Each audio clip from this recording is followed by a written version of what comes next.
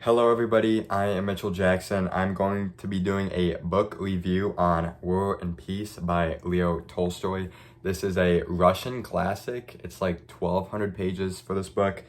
The translators are Richard Pever and Larissa Volokansky. I actually think from reading the description at the back that those translators are together and they do books like this all the time together, which is pretty cool. This book is now my favorite book of all time. I actually have a list over there on a whiteboard of some of my favorite things, so like shows, TV shows, movies, books, and video games. And this is definitely number one right now for books. It took the spot of Dune, Mistborn, and The Mountain Is You. I really enjoyed reading it. It was a lot longer than most books I read, and definitely the longest book I've ever read. Last year, my goal was to read as many books as possible, while this year it's to read as long of books as I can. So the volume of books this year has gone down, but I feel like it's very fun reading a good book, but it does take a long time to get into. The first book review I did was Viktor Frankl's A Man's Search for Meaning, and I read that book 2 years ago, and I could pick it up, skim through it, and then I could talk about it. Whereas this book I finished like 3 days ago, and I've written quite a bit of notes about the book because there's so much to talk about that I'm honestly worried that I'm gonna miss something important.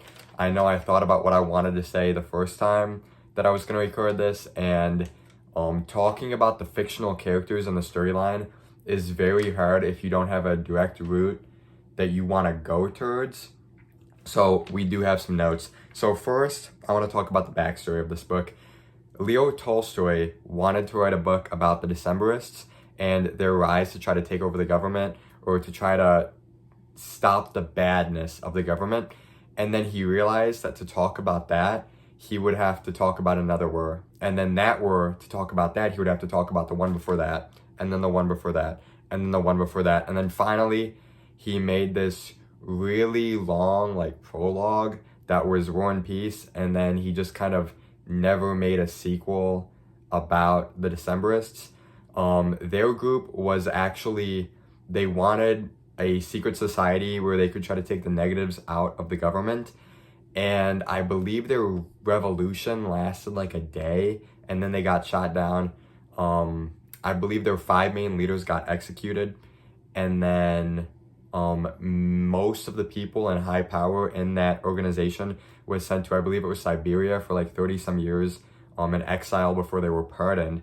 But that is a story that I'm going to get into a little bit later about how that kind of connects with this book, but it's kind of like a teaser. It's not really a big part, but you do see little hints that Leo Tolstoy kind of gives, in my opinion.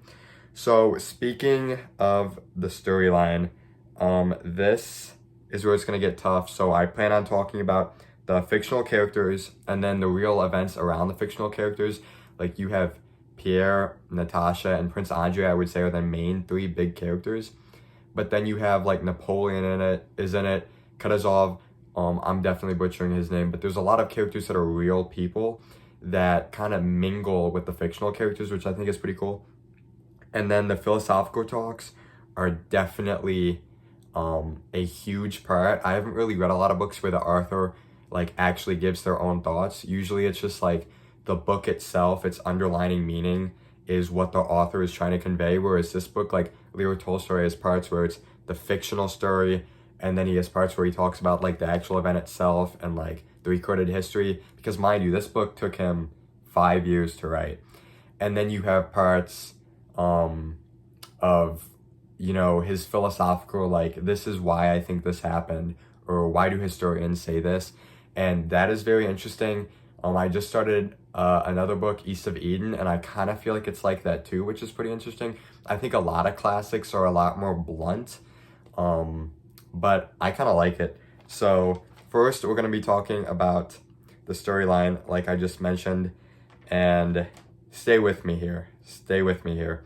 So we're going to talk about everything through the eyes of Natasha. One of the reasons why I love the character of Natasha is, even though I will never be a young female, I have been young, and I feel like Leo Tolstoy does a great job of explaining what it really feels like to be young and what it feels like, he makes his characters really down to earth, which at first kind of seems a little boring, to be honest, because it's like there's no crazy thing about them.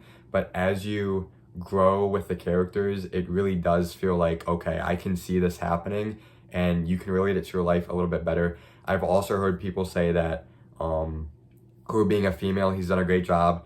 I guess Leo Tolstoy's wife really helped take care of the kids and the family, and she was a really big rock for him while he was writing this book. And so a lot of people think he got the inspiration off of his wife and his own family, which I don't think is too far of a stretch to make.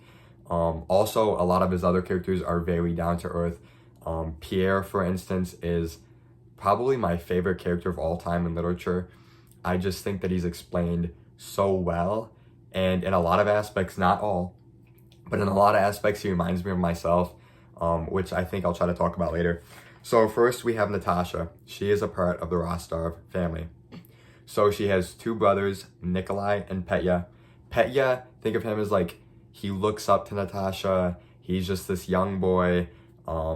Just think of an everyday little kid. And then Nikolai, he's becoming a man. He's going to war. Mind you, I believe this is around 1805 that the book begins. And then you have Natasha's sister, Vera. Vera, she kind of finds love during the book, and then she's not really talked about again. And then you have Sonia, which is one of the cousins. Sonia and Nikolai have a thing for each other, which was a bit weird reading at first, but it does make sense in the grand scheme of the story. So that is the Rostov family. So Natasha is growing up. She goes to a few balls, and she meets a guy named Prince Andrei Bolkonsky.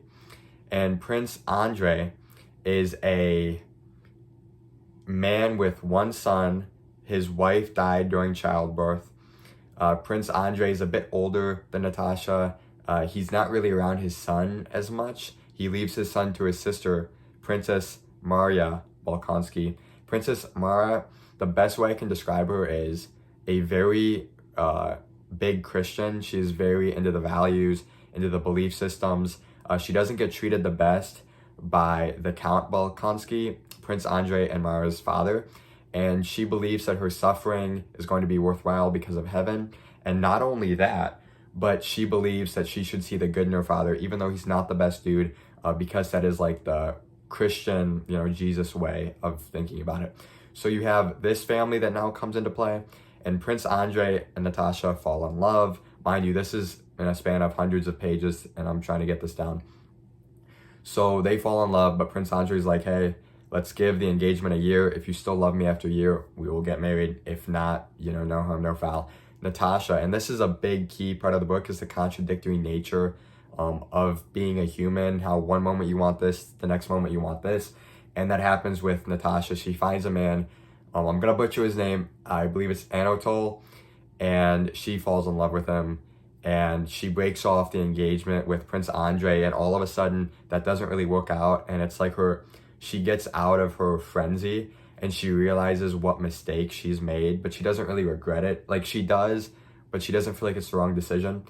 And so she loses a lot of weight. She loses her meaning. She is just going through a terrible time. Not only that, but Prince Andrei obviously is upset with her. He doesn't see her. And Princess Maria, his sister, does not like Natasha at all. He just thinks that she is, young, wild, and free, where Princess Maria, the best way I can describe her is being more of, even though she's not like a nun, she is very, I think I just want to leave it at that. And then Prince Andrei's best friend, Pierre, who is a part of this whole story, I already mentioned him, kind of comes into play here, because when she's going through this hard time, he's there for her, consoling her. And even though it's more of a friendly vibe at this point, Pierre is in love with her. I mean, he loves everything about her. He was in high society, friends with Prince Andrei, and then he got a big inheritance. And now all of a sudden people are treating him differently. The most charming woman in all of, Petersburg and Moscow, he ends up marrying, but she doesn't love him. He doesn't love her. So he tries to go through all of these different ways to find meaning. And when Natasha is going through this hard time, he's there for her, and he just realizes, you know, how much he loves her, but obviously it's not going to work out. I mean, she just broke off an engagement with his best friend, and, you know, it's just not going to work. Around this time, also, Pierre, you know, sometimes he's drinking, sometimes he's saying crazy things at parties to try to get attention. Other times he's trying to be kind of by his wife, other times he's not. He ends up then becoming a Mason, and he believes that this is where he's going to find meaning. And he's just going through all of this inner turmoil. Now, at this point, there's a lot of big events that's happening.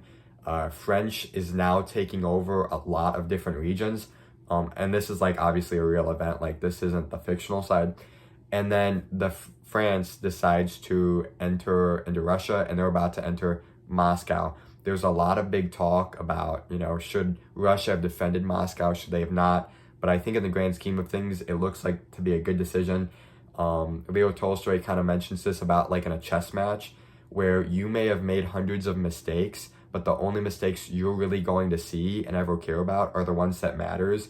So just because you made a mistake here and this is why you lost does not mean that you didn't make hundreds of mistakes that mattered just as much beforehand.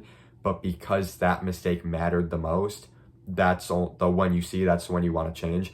And so that's kind of the point that he gives when it comes to the French taking over Moscow and Russia's whole, how they dealt with it of, oh, was this a mistake, was this?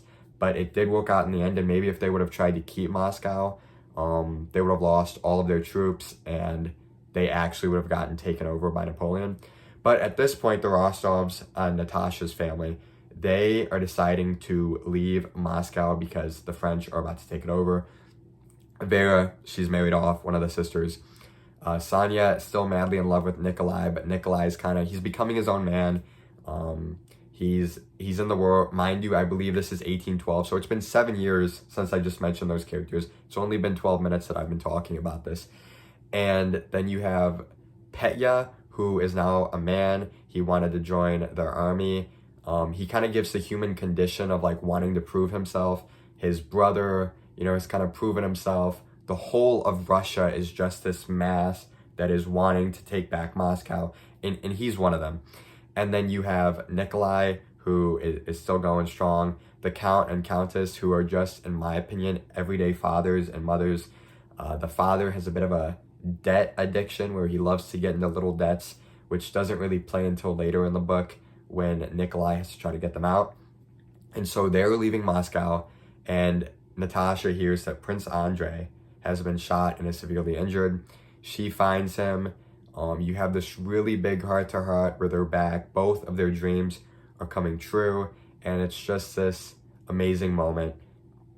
Unfortunately, though, Prince Andrei's condition is getting worse, and it's not looking good for him. So Princess Mara, Prince Andrei's sister, comes to see Prince Andrei with Prince Andrei's son. At this point, Princess Maria and Prince Andrei's father has passed away, and he kind of apologized on his deathbed to Princess Mara for everything that happened. And Princess Mara has all these mixed feelings of like, I should love him, and I do, and I should be really sad that he's dying and that he's dead, but at the same time, she doesn't really feel like that. She kind of feels like she's about to have freedom.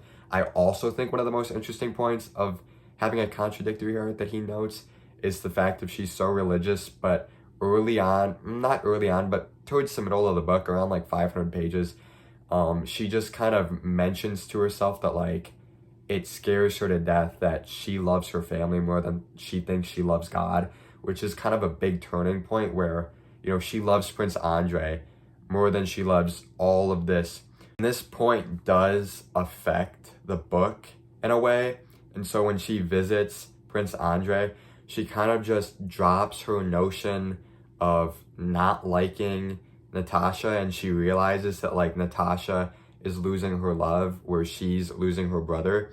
And so her and Natasha really bond here on just the fact that they're both losing someone that they love. His last moments are pretty sad. Nikolushka, Prince Andrei's son, says a goodbye to Prince Andrei. Prince Andrei passes away. This is one of the saddest parts of the book.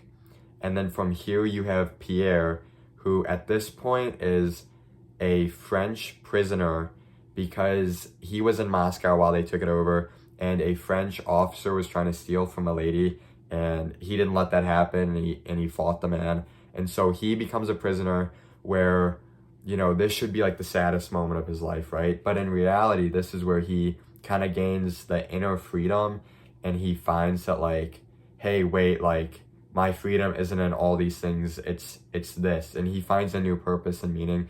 He meets a guy named, I'm gonna butcher the name as well, Karatov or something like that. And this man is really the one who teaches him that, and the simpleness of living.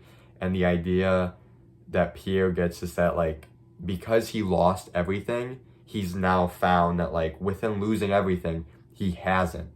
And that's definitely a big part of the book. Karatov has a truly unfortunate ending. They are killing any Russian prisoners who can't keep up with the group. Karatov is old, and you have this really sad scene where it's kind of like in the movie The Long Walk, if anyone's ever seen that, where they're all walking and he can't move, and Pierre sees the man, and he just can't deal with it. He just keeps walking, and Karatov gets shot, and his dog that has been with him for the past like 100 pages or so starts barking like crazy. It's so sad.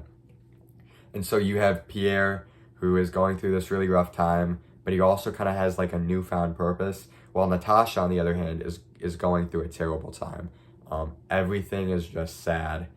And then Pierre gets liberated by the Russians. He's finally free. But within that, one of the people in the group was Petya. And Petya, which is Natasha's younger brother, wants to prove himself.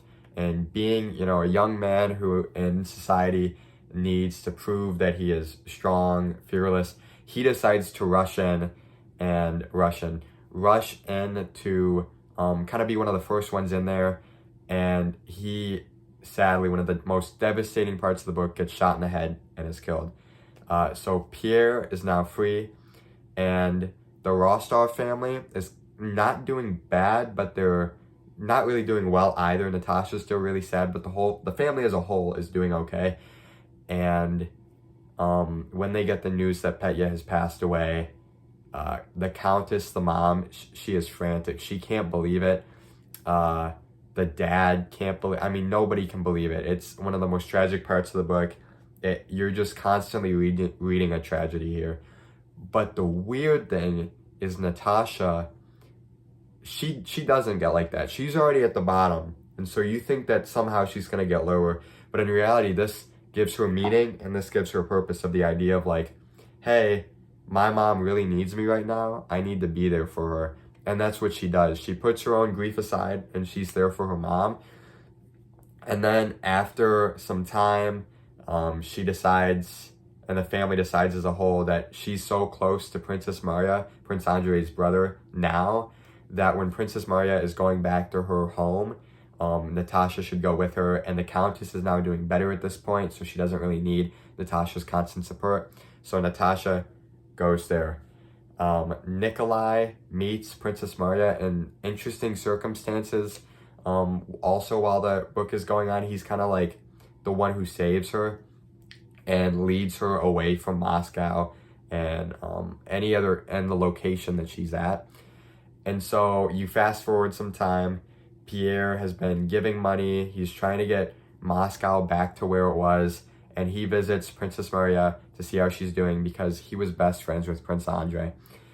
And while he's visiting Princess Maria, he sees Natasha. Now, the best way I can describe how I felt reading this and how it feels like this was conveyed was anytime you go through like a breakup with somebody, or you lose touch with somebody and you're like, I'm over it. It's gone. It's done. Like, it's really not that big of a deal. And then like you hear their voice or you see them in person for the first time, and your heart just like, your brain, everything about your nervous system just goes off, and you're like, okay, maybe I'm not where I thought I was.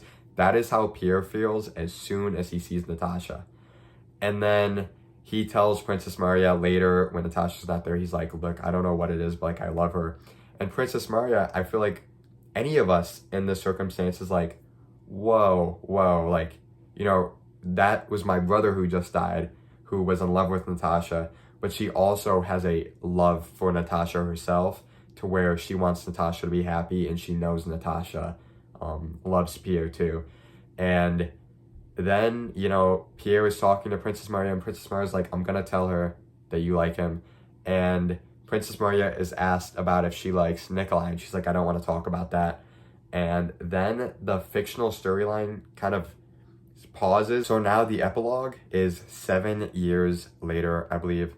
And so you have a lot is taking place. So Pierre and Natasha are married. They have like 3 kids together. Very happy. They're at Nikolai's house right now, who is married to Princess Maria, who also has a few kids. Prince Andrei's son is still with Princess Maria, so he's being raised by Princess Maria and Nikolai. And Pierre is coming back from a Petersburg work trip that he was there for a little too long. At least that's what Natasha thinks. And Natasha and Pierre are, especially Natasha, is very codependent on Pierre, but she's a great mother. She is exactly where she wants to be. She's very happy. And so in this ending, you have all 4 of these people are talking in a group. Nikolushka's there, and Pierre is talking about a secret society that he wants to be a part of that is only going to do good, and they're just going to go after the bad of the government, and he thinks that this is a really good idea. And Nikolai is like, wait, no, like, you need to follow the government, and like, if I have to stop you, I will. And so even though that it is this very happy ending, it's kind of bittersweet, because then the ending of the fictional story is Nikolushka, which I'm sorry if I'm pronouncing his name wrong this whole time, has a dream. And mind you, he looks up to Pierre. He knows, he doesn't remember anything about his father or his last time seeing his father, but he does know that his father loved Natasha. He sees Pierre as like a guy who took the mantle that his father had in like a good way of like, Pierre was my father's best friend. He's the closest thing to my father that there is. He loves his enthusiasm. He loves the attention that he gets from him. And so he has a dream that him and Pierre are stepping up, and right as they're about to cross this barrier, they get stopped by Nikolai. Now, when I finished reading this, I thought that this was just kind of like War and Peace. It's the name of the book. You know, even though that there's peace, there's a little bit of war there. And the more I looked into the backstory, it seems like this is really pointing to the Decemberists, where Pierre is on the side of the Decemberists. Nikolushka is also seeming like he's going to be on that side against Nikolai. I would like to believe there is no sequel, but I would like to speculate that the ending would be Pierre joins the Decemberists, they get shot down, and he would be exiled to Siberia. Now, this is all just, in reality, I hope that, Pierre, Natasha, Princess Maria, and Nikolai live a happy rest of their lives. That's what I'm hoping happens. And Nikolushka. The only character that is alive that I feel like kind of got the short end of the stick is Sonia. She kind of lives like a maid in the house. I know I haven't talked about her too much. She was the one who was in love with Nikolai, and obviously he's married to somebody else, and she's just kind of, sad. That's what it seems like. So that is the end of the fictional story. I just really tried to dumb it down, but guys, I mean, this is a big book. There's a lot that goes on here. I would really recommend anybody reading it. But now let's talk about the things that I think are going to be a lot easier for me to explain without having to think about it too much. So we talked about the fictional characters, the real events, and the philosophical talks are now obviously the biggest part. So we had the ending, we had some of the saddest parts with Petya being shot. We had some of the happy moments where, Pierre finally falls in love and he gets this long-awaited joy, but he also finds meaning within that. So it's like a double win. And then there's a lot that goes on that is profound. There's a lot of moments that it's like, this is the turning point of their character. And then there's another one after that and another. When I first read like the first 100 pages, it felt so simple. Now, looking back at it, skimming through, I understand why everything was significant that he wrote. It felt so simple, and it felt like he just wanted to hit a word count, which I know is not true now, but that's how I felt. I remember telling one of my friends when I was like 100 pages in, I was like, I think this guy's just writing this to write this. Like, nothing has went on yet, but it didn't stay like that. So talking about the philosophical talks, the first one and the main one I want to bring up is freedom and necessity. So freedom, you have choices that we make that are truly our choices. Necessity are choices that we make that are more of like laws of the universe that we as human beings like follow. So some things that he talks about is like an apple on an apple tree, how the apple doesn't just fall because it wants to, it falls because of gravity and because of this and that, and like how, if bees are being attacked in their beehives, how they just like automatically go into this frenzy and they do this or they do that. And how, during the Napoleon Wars, they went from the east to the west invading, and then they went from the west to the east attacking back. And why does this happen? And the idea that we like to think that we have freedom of choice, I would like to believe, and I do believe, that I'm making this video because I want to make this video, because I like reading, because, I like reviews, I like talking about things that interest me, I like finding other people who like things that we're both interested in. And when you think of a single moment, it feels like I'm doing it out of my free will. But then when you think about my life as a whole, it's like, well, I was raised into a family where, we have some books around our house. I was raised into a family where, we like having connections with people. I mean, who doesn't? But just the fact of like, when I look at my whole life, it feels like, well, of course I would be making a book review of this book I just read. And this book I just read, I read because, well, I'm reading all the time. I want to go up into a next level, and who doesn't? And it starts to feel like, well, I can't see a universe where I'm not doing this book review. And that's something that he talks about in terms of, we like to believe that when we make an action that, we made this action, but then you start seeing statistics, psychology statistics where 70% of people who do this, and then all of a sudden you go to a different area and it's the same statistic. And it's like, well, do they both have free choices, or is it more of being a product of their environment? And he talks a lot about the balance of that. And one of his quotes, which I actually wrote down, was, "Kings are the slaves of history," which was very interesting to me because we like to think of the people who are at the top of the top, that they have the most choices. But he believes that there are laws of the universe. And if there are laws of the universe, they are going to span more on somebody who has all of this power over all of these people, because they have more forces pulling on them. Whereas somebody who isn't really connected with people, they don't have as many laws. And so he talks about gravity. He talks about like two balls hitting each other. When two balls hit each other and then they go back, we don't say, well, this ball wanted to go farther back than this ball. We say, well, this ball weighed more. This was the push of the mass, which is something I will get into in terms of the army and what he believes the X is and the X factor when it comes to, winning a war. And he really dogs historians in this book, which I do believe he has some points. He talks a lot about how, the French like to think of Napoleon as this great leader, but then as soon as he loses in Russia, he's seen by a lot of people as like this idiot. And now it's either he's an idiot or he's a genius. And how, well, maybe it's not really him doing this, maybe he's just the leader. And I think we can think a lot about this when it comes to sports, how a coach of a team may be really bad when it comes to this team. And then all of a sudden he goes to a different team and they start winning every game. And it's like, did he change? Were the players on this team just not doing what they needed to? Did it just click? Or is it just the players to begin with? The next thing is greatness and goodness. He talks a lot about how somebody like Napoleon, who commits all these atrocities, barges into countries, because he is seen as a great, this greatness, this guy who leads the masses.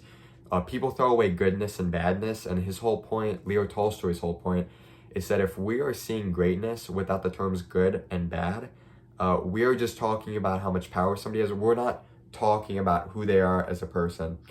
And I really like the idea that he paints of goodness and badness is what we need to care about, not greatness.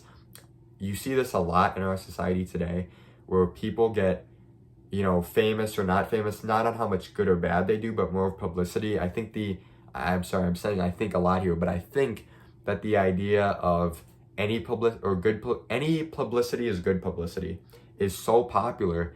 And, he wrote this, a while ago, And you kind of see it coming more and more true every day, where people are not becoming famous for doing something. They're becoming famous for being famous, for not, for rage, not even rage baiting, just doing anything. The next point is, that I already made, is the higher up, the less control. I thought that Pyrrhic victories were a big part of this, where when French took over Moscow, they truly believed, like, we took over Moscow, like, we just keep slamming and slamming. Russia's kind of like, this is the end. And then the French start looting and burning Moscow. They become, chaotic. And Tolstoy makes a huge point here that, we like to believe that everything Napoleon said, everything Kutuzov, the Russian, commander-in-chief, said, that it happened. And so it's really just these two guys fighting with a bunch of chess pieces. But in reality, he shows how many times the army didn't listen to them and they did their own thing.